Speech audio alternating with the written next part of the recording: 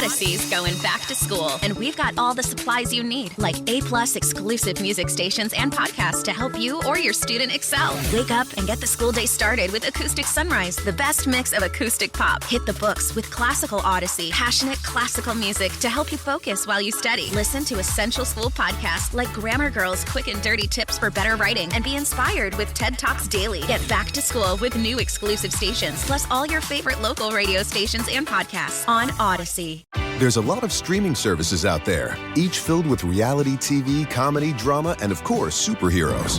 But there's one dedicated entirely to nonfiction TV and documentary films, and that's Curiosity Stream. History, science, nature, we've got it. Space, dinosaurs, big cats, we've got that too. And pretty much anything else you want to explore. Go ahead, add some smart TV to your smart TV with Curiosity Stream. Go to curiositystream.com to sign up and start streaming today. B. Mitch and Finley on a Victory Friday presented by Chiniga Mayos. Visit mayoscareers.com to view open positions and apply today. We're not wasting any time. We're getting right to the phones to talk to our guy, Mr. PFT commenter. PFT, holy moly, what a game. How is your heart rate doing after that roller coaster?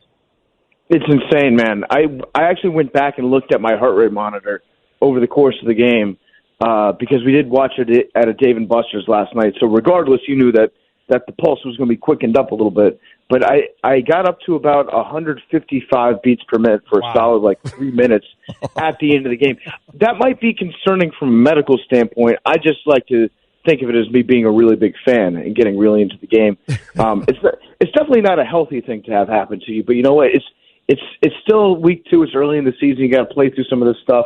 The preseason was shortened this year, so I didn't get enough reps in as a fan watching on TV. But, man, that game was insane. It had a little bit of everything. I think I died 3 times, came back to life 3 times. I still don't really understand how it happened. I just kind of blacked out and freaked out. And when they threw that last flag, it felt like something that was going to happen at the end of that game, though, because as we were saying when we were watching it, I'll use the radio-friendly version of it. It rhymes with duck spit. There was a lot of duck spit going on in that game last night. Just one thing after another. It was just going to get weirder and weirder. You knew that. It gave off big-time weirdo Thursday night football vibes. It was a great game to watch. I don't feel awesome about it walking away, but I did look at the schedule, and I think if we had lost that game, it was season over. Wow. I mean, so they were 0-2. You said it was a must-win. I changed my mind. During the week. I went around telling everybody it's a must-win, and then yesterday when I took a long, hard look at that schedule and really thought about it, I changed it to a can't-lose. It was a can't-lose game, and I mean, you guys have tried to talk me into that for a while now, but looking at the schedule moving forward, you know it gets a lot worse. So this is a game that we had to have. Are you longing for a game like I'm looking for to one there where they can be comfortably ahead the whole damn game? Good luck. I mean, that hurt me yesterday. I was tired as hell. I was exhausted watching that.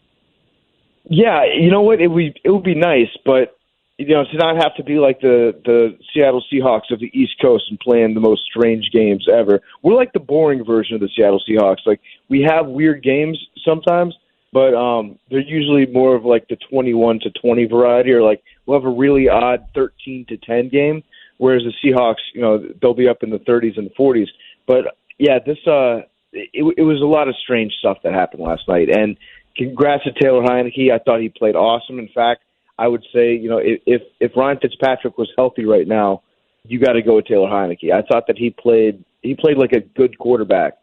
And there's something about him. He's got the it factor. I don't know what the it factor is. I can't explain it. The guys on the team seem to love him. They seem to, just go over the top and praise him whenever he gets into a game and plays well. I think he's got something. There's something with Taylor Heineke, and I think that we kind of owe it to him to see how that develops. Now, obviously, Fitzy's not getting back for another 6 weeks, so we're going to have some time to really see who Taylor Heineke is. But I'm cautiously optimistic about the guy. I think that he can be an above average. He can be a good quarterback in the NFL. And with a contract like that, if you have a good quarterback, your team should be set. Yeah. So we're talking with PFT commenter here from the world's biggest podcast, Pardon My Take.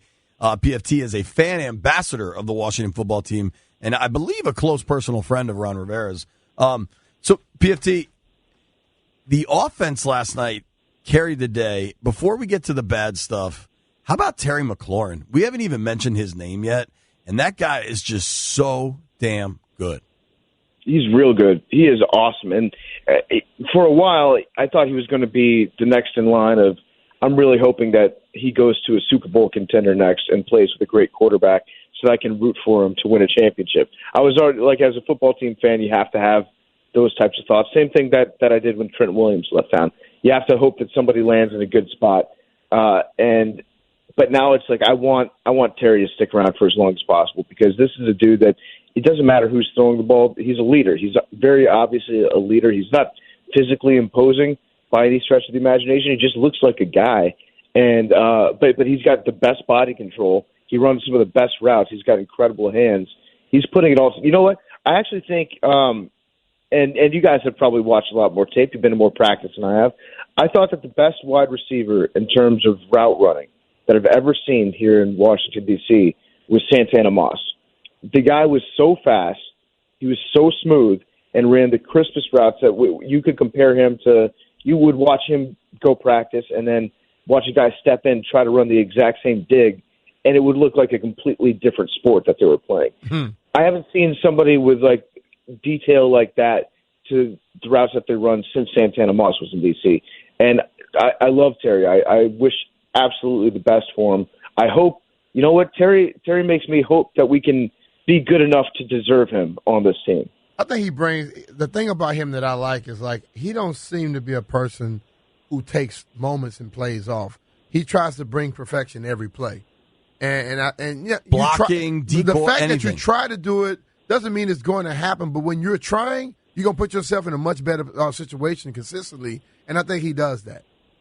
Yeah, big effort guy. And also, shout out to Cheeseman. Cheeseman with some great snaps last night. No one's saying his name, so I want to talk about the long snap before a second. Cheeseman. And that field was wet. Man. Honestly, during pregame, like I've come to notice this whenever you've got a wet field and it was raining pretty good before kickoff, like the specialists get out there early and really kind of grind to make sure they have whatever spikes they need on their cleats and all sorts of stuff. And he needed to be good last night. You win by one. Everybody's got to be good, and he was. We're talking with PFT commenter here from Barstool Sports.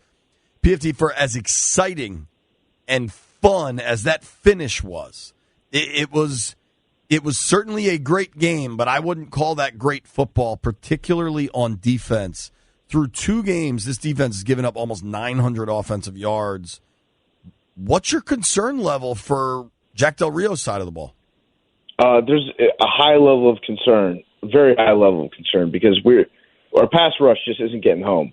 And if they're not getting home and you're playing a soft zone on the back end, if you're giving them a cushion, you're going to give up, 7 to 15-yard passes all day long.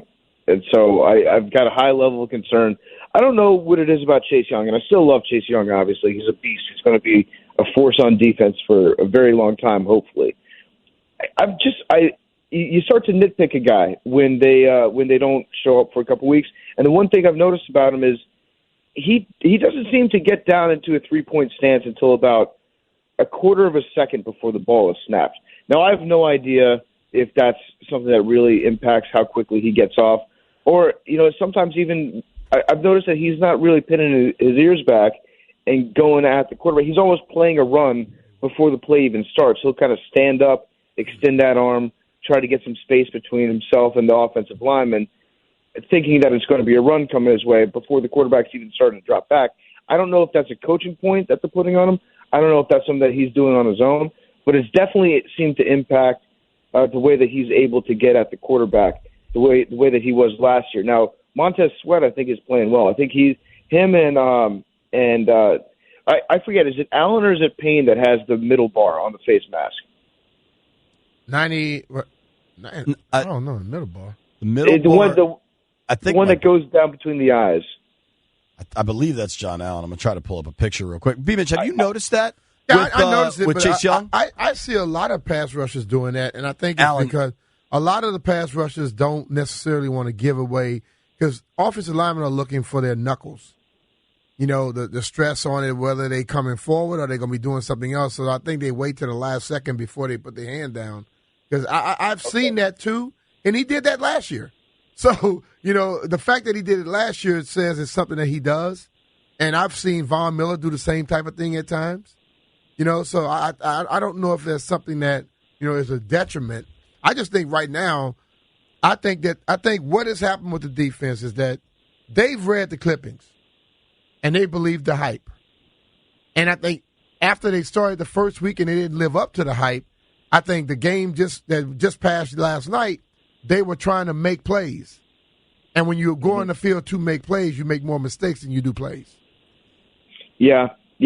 I mean, I'm just guilty as anybody else in terms of hyping up that defense because I just don't see how it can become what we saw last year was not a fluke. It can't be a fluke. It's largely the same players getting out and playing like their hair's on fire. I don't see how that's something that can just disappear over an off season. But I don't know if it's a scheme that Jack Del Rio's put into place. And credit to Barstool Nate. I know that he comes on this show every now and again. He dropped a request to fire Jack Del Rio in the middle of the game last night. And I think he's not backing down from it. Wow, you need a little early. You need an element of the fan base that's just insane. To keep everybody in check. So credit to Nate for being the first person to plant the flag in the fire Jack Del Rio camp. I got my first bring back Greg Minuski tweet last night, and that's when I really knew that people were hitting the sauce. You know who said that to you? Greg Minuski. His defense was horrible. Really bad. Nate had another good tweet. He said, I never have to try meth because I know what it's like watching Taylor Heineke play quarterback. There's a lot of movement when Heineke's back there. You never know exactly what's going to happen. Last night was so fun at the very end, and I don't know that this is a Super Bowl team. They're probably not. The very, very end was fun because prior to the very end, it wasn't that much fun. But I enjoyed the hell out of it, and PFT, now we get a weekend where we don't have to be consumed by a Washington football game. You got any winners? You got any big plans for the weekend? So I went through the card yesterday, and you're right, JP. I think the best thing about playing this game on a Thursday, when you win a game on a Thursday, it's incredible. You have the whole weekend to look forward to, and today I get to do one of my favorite things, which is just sit down and read articles. I get to read all the articles that get published about last night's recap. And if that kick had, gone another way, I would not have looked at the internet today. But now, since we won, I'm just going to bathe in articles all day long today, and it's so fun to do after a win. But looking forward to this weekend slate, I do have a couple. I'm going to take Jacksonville money line. I think that this is Trevor Lawrence's first home game. They're, I think, 5-point underdogs last time that I checked. I really like that line. There's going to be some surprises because everybody's going to overreact to last week. Yep, and what I love to do is I love to bet on teams that lost in primetime last week. Because whenever we see a game in primetime, we put so much more value on it than we do if that game had just occurred at 1 o'clock in the afternoon. When it's swallowed up by 4 or 5 other games. If it happens when the lights are on and Chris Collinsworth's in the house and he's talking trash about the Chicago Bears, and to be fair, the Chicago Bears looked bad against the Rams last week, but that's the exact type of team that I would want to bet on, and I think I'm going to bet on the Bears this week. I think I might even sprinkle a little on the money line for the Ravens at home against the Chiefs. Ooh. The Chiefs looked great last week. Everybody loves the Chiefs. I love the Chiefs. I think that they're probably the most dynamic offense maybe in the history of the NFL. But we've got the Ravens at home after a primetime loss. This is also going to be a primetime. I would be surprised if the Ravens, even given all their injuries, come out, cover the spread, maybe even win the game. I definitely love them getting points. I read something that the Chiefs are like 1-8 in their last 9 against the spread. Now, they keep winning, but, I'm pulling that up now. What is that line? The Ravens are they're plus 3.5 at home. Yeah, I remember. Plus Ravens, 170 on the money line. A lot of people in the secondary, and that's the wrong thing to have. That's true. The Chiefs. And the injuries just keep piling up. They're losing running backs like every other second. They are, and they need to get the ball to my guy Tyson. I'm also going to be taking the Texans. So what I like to do this time of year is also I bet on really bad teams. So the Texans, everybody discounted Texans going into this year, kind of myself included, but I still bet on them last week because I know that these guys, they're professional football players too. They've got pride. Just because you can't name but 3 or 4 of them on that team doesn't mean that they're not good at what they do. And so I think they're catching, I think it's 12.5 right now against the Browns, and the Browns don't blow anybody out. You can go back and look at their last 18, 19 games. The Browns are going to play to a certain extent to the level of their competition. The Texans aren't as bad as people think that they are. 12 points is a lot. And with a team like the Browns that kind of lets bad teams hang around for a little bit, I don't think the Texans are going to win, but I don't think they're going to lose by 12.5 points either. PFT, we appreciate the winners. We appreciate you for coming on, man. Last night was fun. We'll do it again next week. It was a great time. Thank you, guys. Hail to the football team. And also, as a Washington fan ambassador, I'd like to note that we're on a current 1-game streak of not having raw sewage pour on our fans' heads before the game at Raljon. So, you're welcome. We heard the complaints loud and clear, and that's something that we decided to clean up this week.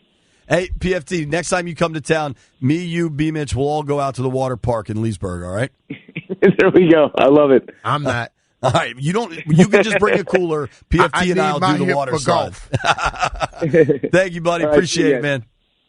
Bye. All right, that is PFT Commenter. Give him a follow at PFT Commenter. Coming up, it's time to go to the phones, and I'll explain. I may have to do some push-ups next on The Fan.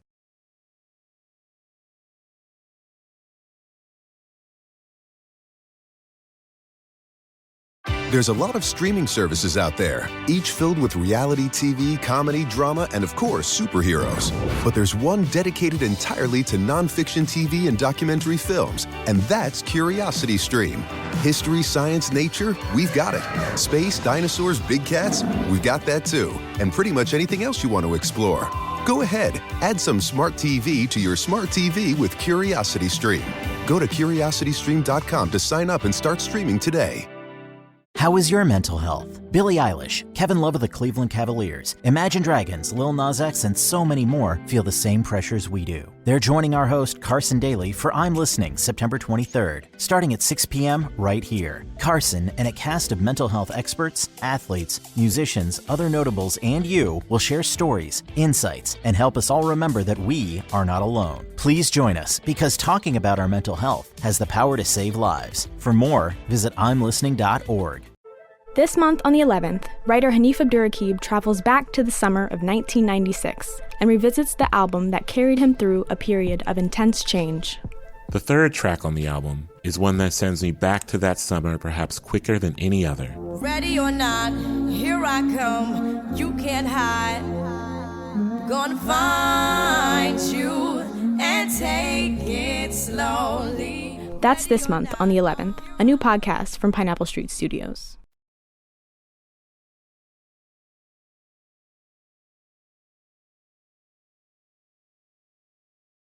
It's B-Mitch and Finley on Victory Friday, presented by Chaniga Miles. Visit MIOScareers.com to view open positions and apply today. MIOScareers.com. What? You love the U. I said you? God damn. MIOS. Why I keep saying you? There's great. Yesterday you were nailing it and correcting me because I kept saying something else. No, you don't like to say the MIOS. Right. Big news to celebrate a Football Friday, a Red Bull Vodka Friday, a Victory Friday presented by Chaniga Mayos. Ahmet is sending in lunch. We don't know what it is. We don't want to know, Ahmet. Don't tell us. My guess is Ruth Chris. B. Mitch's guess is barbecue. I guess an owl. Owl. I'm just an owl. I'm just joking. Very strange. I don't want to eat owl. You never know what you eat. Landfill has guessed butter chicken, and Cody Betts has guessed pizza. I guarantee it's not pizza. I guess butter chicken company. I think Cody Betts is just thinking along the lines of what he wants. Right. Cody Betts is thinking along the lines of a dude that wears gym shorts when he goes out for the night. Now, it's time to go to the phone lines. We haven't done it yet. Got to be a lot of excitement out there. Here's the question. Are you more excited for Taylor Heineke and possibly, maybe, just maybe, an actual quarterback on this team? Or are you more concerned about the defense? It's a lot to take in because the defense has not been good. Let's start with our guy, Andre in Manassas. Dre, what's up, buddy? What up, brother? I'm doing very well, guys. I mean, I lost my voice in watching this game last night. It was an excellent game. I would say this. I'm more concerned about the defense. I called, and I said that this defense hasn't played well since the Philly game last year. So something's wrong, something's off. The Heineke, Brian, I know you've been rightfully so skeptical about Heineke, but, to me, he's passing the eye test, whereas the defense hasn't passed the eye test. And the one thing I want to note, and I want to ask JP, for better or for worse, Heineke has done all these things, the playoff game and this game last night on the national stage. The playoff game, no one else was watching. The Redskins game was the only game in town. Last night, the Washington football team was the only game in town. So the nation has seen Heineke play. You think that's a good thing or a bad thing when it comes to, I don't know, the Washington football team, your job? It looks like all the national pundits will want to get their hands on him. Andre, you think that's a bad thing for the team? Let me ask you a question before you go though. The defense passed the eye test last year. Now this year we're questioning them. That is why. No, hold on. That's why I'm not just going along with things at this point. We watched that defense play a whole year. They were top 5 defense. This year, we already saying, you said they haven't played well since the Philly game. We saw one game, 1.5 games. I'm not automatically going to jump on that board. I think, yes, I'm applauding him for how well he played, but I need to see it consistently to think he's a franchise quarterback. No, I hear you. I don't necessarily franchise. That's obviously a stretch, but I would tell you this. I've been always skeptical about the defense. I mean, yes, they have the stats, they have the numbers, but there are countless games when they gave up 100 yards rushing here and there. Obviously that Philly game they couldn't stop Hurst. They had to pull Hurst out before they could before we could take over that game. There was something off about that defense that at least for me, from my perspective, yes, what I saw in the field, yeah, they had, the first Philly game, 8 sacks and stuff like that, but there was always something off where I'm like, this is not like the Ravens defense or the Chicago Bears defense where they're just 100% dominant. Thank you for the call, Dre. Appreciate you, buddy. I think we all got out over our skis a little bit with some of the comparisons for this defense. I also think they can right the ship somewhat. I think the defensive line can play better. I think the secondary can play better. Mm-hmm. I remain skeptical, highly skeptical about the linebacker play. And I think that can continue to undermine because they're starting to be.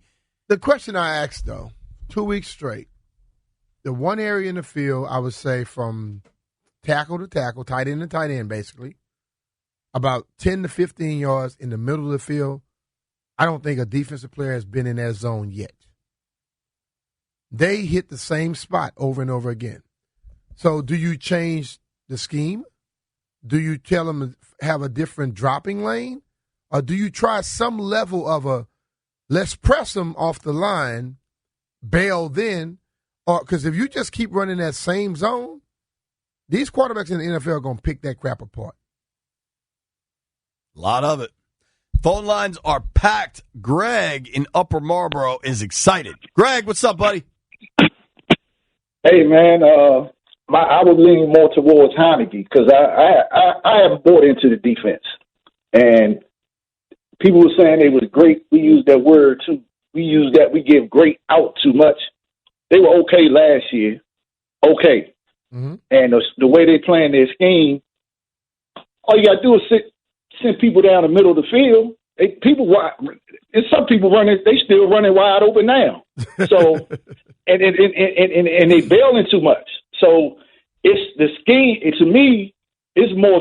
It could be a combination of scheme and personnel because you see nobody on the second level. I don't know where they are. Thank you for the call, guys Greg. are missing on the second level. Yeah, dude. Bro. I mean, how did Darius Slayton look running into the end zone? Wide. Thank you for the call, buddy. Uh-oh, Crank is cranked up. I can feel it. Crank in D.C., what's up, man? You're on with Bishop Finley. Fellas, what's up, fella? My bad, let me get up out of here. Fellas, listen, man. Listen, I'm happy for Heineke, but I got a question, man. Are we going to fit the run this year or what? Our run fits are horrible, man. We get gashed every single game. And if the Chargers wanted to run the ball more last week, they would have ran for 200 on us, man. We cannot fit the run. And I got a quick question for you, B. Mitch. Uh-huh.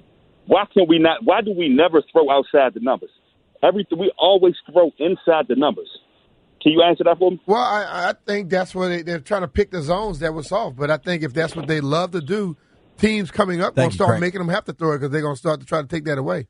Is he saying offensively they don't throw outside the numbers? Yeah. I mean, I can think of a J.D. McKissick wheel route and a Ricky Seals-Jones touchdown in the corner of the end zone. Yeah. The run fits are a problem. Ron is saying, I tell you what, go back and watch Ron Rivera's press conference from last night if you haven't. Coach is frustrated. He's not thrilled. Now, I want people to understand one thing. It's easy to say the linebacker play. I think the linebacker play is a bigger problem when it comes to pass coverage than it is against the run. That front is not consistently doing a great job in the damn in the run game. That's where it all starts. The two in the inside and the two outside, we have to play it as far as D ends and D tackles more stout. Then the linebackers can be able to hit some creases. But if that's all mucked up, they can't do it. Couple quick things. Are the fruit flies back? All of a sudden, there's like fruit flies. Yeah, again. they all over the damn place. We got rid of them for a while. I was doing the read, and that's why I kept, because the fruit fly is like it's going to go up my damn nose. Bleep you to the fruit I don't flies. think it's a fruit fly. I think they're them sewer flies. Got this tweet from James Lowe. He says, the defense hasn't been that bad.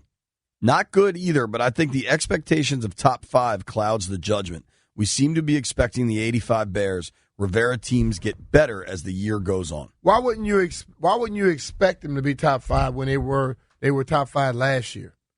So I mean, yes, they have not played good, because if you're a top 5 defense, you play better than what you played. You don't give up almost 900 yards offense in the first 2 games. Through 2 games, the defense ranks 22nd in the NFL in yards allowed.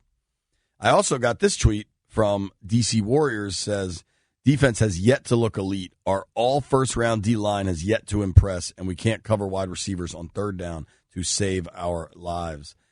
I think they've looked bottom 5, bottom 10. I mean, the numbers tell you they're bottom 10.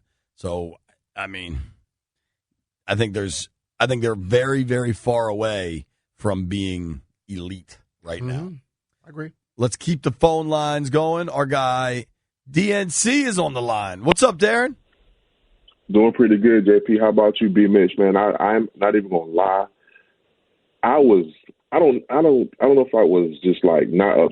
I can't even explain my feeling, because it just seemed like the same old Washington team of old, except for that final series of, Dexter Lawrence jumping off sides to give Hop a chance to secure his bag. Because to be honest, like B. Mitch said, we would have been singing a different tune if he doesn't jump off sides. Another caller, a couple of calls ago, was saying something. I was thinking about the coverage, and it just really seems like that's what we've been dealing with: bad coverage, the D line not getting home and things like that. So I'm hoping that this team make adjustments. I know I said before on previous calls, I see this team making adjustments, but it didn't seem like it this game. It seemed like Daniel Jones and Jason Garrett and those guys have Washington's number. They know how to scheme and give this organization as a whole fits. I mean, I don't know what's going on, but I'm glad for the win, but I'm not ecstatic. But at the same time, you know how I feel. It's always going to be bleeding hell into the burgundy and gold, man. Thank y'all for taking my call. Y'all keep rocking out. Thank you, Darren. See, Darren said something that I think a lot of people aren't getting. When you hear people, a lot of the pundits and a lot of people on TV talking about the top offense coordinators, one of the most generic play callers in the NFL is Jason Garrett. Yeah, that's confused yesterday. Totally. And you got to think about the ones we have coming up. We have some dynamic play callers. And on top of it, they have dynamic talent with it. How do you think that's going to work? It's a very, very legitimate question, B. Mm-hmm. I don't know. And, I mean, Brian Dable and this Bills offense, I know they kind of look stagnant in their first game against the Steelers, but we'll see what they do. We'll see what they do this weekend. But they got to be ready to go, man. This thing's got to get moving. Landfill, where are you at? Are you more excited about Heineke? Or are you more concerned about the defense? I'm extremely concerned about the defense. I was kind of with people this offseason and thinking that this could potentially be one of the top defenses in the league, and there is zero chance that happens now. Like, I don't even know that they're in the top half of the league defensively. They might be a bad defense, which just seems astonishing considering all the first-round picks and big free agent deals that they've signed on the defense. They might be bad. The capital invested on the defensive side of the ball. Brian, I believe you're on the defensive side of this coin too, correct? Yeah, definitely. I just think that, we came into it with the expectation based off of what we saw last year. We've invested, I think, a lot more defensively as well. And I understand the guy was saying, or Andre said, well, we expecting the 85 Bears. No, I expect 4 first-rounders to play like it. I expect the defense that was number 3 last year to play like it. You have more people this year. You have another year under your belt. I don't expect a step back. Now, remember that the guy said that, okay, they expect a slip. He was saying about the 6th. We're not looking for this James is like Harden. 16. Nobody wants to step up, step back. Yeah. So I just it's annoying, to be honest. Listen, I expected top 10. I thought top 5 was kind of inflated by the Ben DiNucci's of the world. And when they played good quarterbacks, they kind of got shredded up. I don't even know that Daniel Jones is that good. Justin Herbert's one thing. Daniel Jones is another. He sure looked it yesterday, though. He looked like Kyler Murray yesterday. Now, one thing about him, he has had some long runs, man, early in his career. Against Washington. Yeah. Daniel Jones looks at playing Washington like Landfill looks at a Five Guys menu. Like I get excited. The intention is to devour. That's how Daniel Jones approaches playing. Daniel Jones is the only person in America that likes FedEx Field. That's the list. It's Daniel Jones and rainwater repair companies. Those are the people that like FedEx Field. Phone lines are packed. Rainwater. Phone lines are packed. You think any sewer flies over there? Phone lines are. I'm going to get through this. Damn it. Phone lines are packed for a Victory Friday presented by Chiniga Mayos. Visit mayoscareers.com to view open positions and apply today. Hitting the phones hard when we return on the Fan.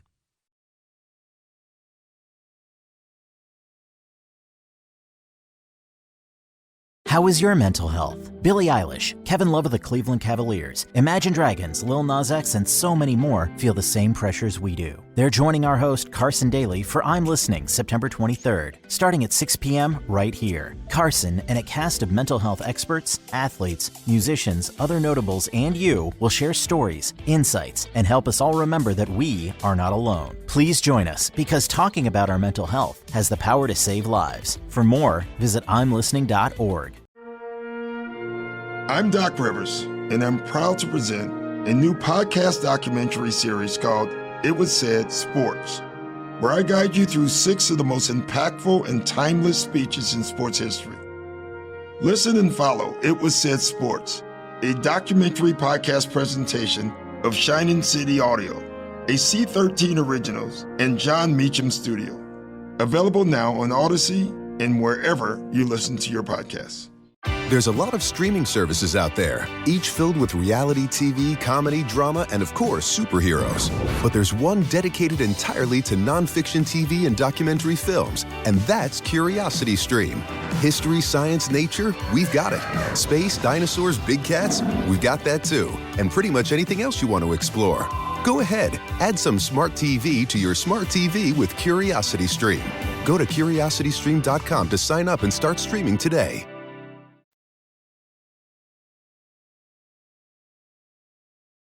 How worried are you about the defense? How excited are you about Heineke? I got to be honest. Where's the hive? Where's the Heineke hive? Everybody's calling in worried about the defense. Am I the only one that's more excited about maybe when people are having excited, a quarterback? What did I tell you about radio one time? I tell you about ratings. People that listen to you every day are the ones that really don't like you, or they're still trying to figure it out. Those that like you, they already know what you say. They agree with you. They don't have to listen every day.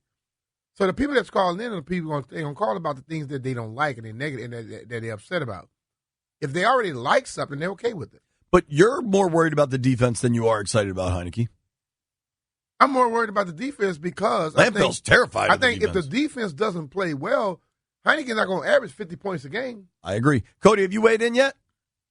I'm actually very excited for Heineke because I've been saying it from the very start. Ryan Fitzpatrick, we knew his limitations. I think we're still learning about Heineke, and I think he opens up the offense. And there will be limitations, too. You're absolutely right. Let's be honest. No, you're right. Yeah. All right. So me and Cody, what do you know? It's me and Cody versus B. Mitch and Landfill. Let's go to the phone lines. Y'all going to lose. Mike is in Ashburn. Mike, what's up, man? You're on the Gambit DC listener line. Gentlemen, thanks for taking my call. I'm not encouraged by that win last night, to be honest. Vic Fangio and the Denver Broncos, they make them look like one of the worst offenses in the league last week. We, with what most people would agree is better talent on defense, make Daniel Jones look like Lamar Jackson. I don't understand it. I think Jack needs to recognize a little bit earlier when they're not getting pressure with just the front four. They scored 4 consecutive possessions in the second half. He finally brought Kendall Fuller down off the edge, got an easy sack. I was impressed with what Taylor did. I thought he bounced back from that interception very well. That throw to Ricky Seals-Jones was elite. That was an elite throw. But there's a lot of work to do. I had a $3,000 same-game parlay riding on that kick at the end, so I had about 4 heart attacks and a stroke. But I don't think we deserve the win, but I'll take it. But we got a lot of work to do. There's a lot of how much was the same-game parlay? Did you win the same-game parlay? I did. I took Terry and over we didn't get no drinks and nothing sent us today. Yeah. Let's hear this parlay and the dollar figure one more time. I could use Terry some golf balls. Terry over 69.5. Terry to score a touchdown at any time. Alternate total over 34.5. And Washington to win by 1 to 13 points. Plus 1067. I put $300 on it.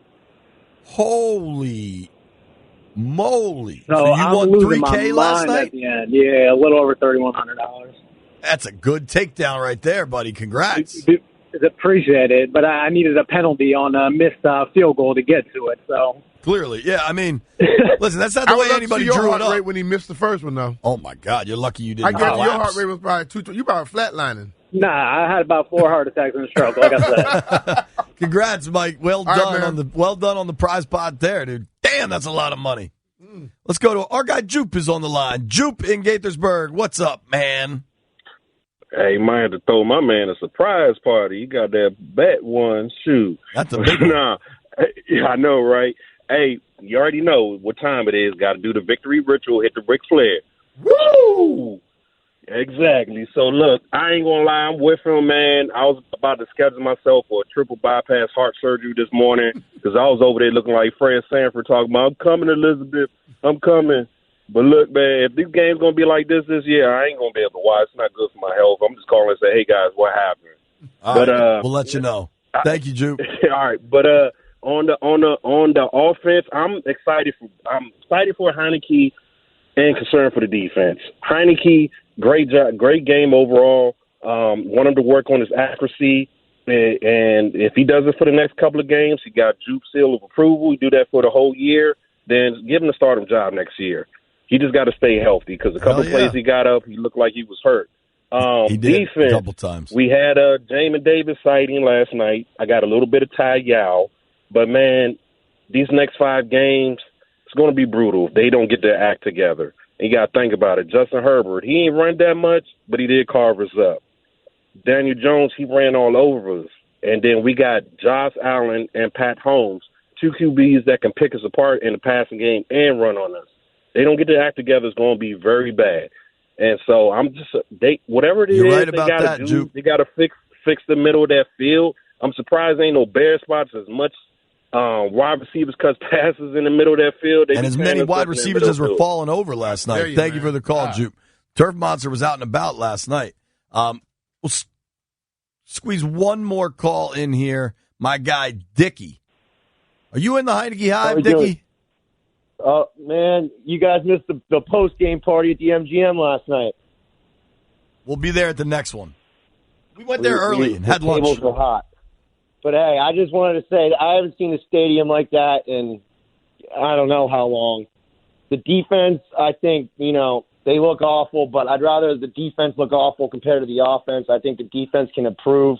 They got the talent and they got the coaching there, unlike the offense. That was good, we hung up 30 points. It's something to be proud of. Thanks for the call, Dickie. Glad you won some money at MGM. How about this? All our listeners are just winning cash. Dude won a 4-way parlay for $3,000. Dickie said the post-game party was lit at National Harbor. B-Mitch and I got the tables warmed up for everybody we did. when we were over there. We're gonna keep the phone lines going. After all, it is B-Mitch and Finley on a Victory Friday, presented by Shaniga Mayos. Visit Mayos, MIOS careers.com to view open positions and apply today. Next, phone lines. Keep them going. They're hot. The world moves pretty fast. 1 minute you're standing, the next you're dragging. How can you keep up? I'll tell you. I'm Ira Madison III, host of Keep It. Each week, Louis Vertel, Aida Osman, and I do the hard work of exploring the intersection between entertainment, culture, and politics, with guests like Billy Porter, Catherine O'Hara, Ronan Farrow, Francesca Ramsey, and more. New episodes of Keep It drop every Wednesday. Listen on Odyssey, Apple Podcasts, or wherever you get your podcasts. How is your mental health? Billie Eilish, Kevin Love of the Cleveland Cavaliers, Imagine Dragons, Lil Nas X, and so many more feel the same pressures we do. They're joining our host, Carson Daly, for I'm Listening, September 23rd, starting at 6 p.m. right here. Carson and a cast of mental health experts, athletes, musicians, other notables, and you will share stories, insights, and help us all remember that we are not alone. Please join us, because talking about our mental health has the power to save lives. For more, visit imlistening.org. There's a lot of streaming services out there, each filled with reality TV, comedy, drama, and of course, superheroes. But there's one dedicated entirely to nonfiction TV and documentary films, and that's Curiosity Stream. History, science, nature, we've got it. Space, dinosaurs, big cats, we've got that too. And pretty much anything else you want to explore. Go ahead, add some smart TV to your smart TV with Curiosity Stream. Go to curiositystream.com to sign up and start streaming today.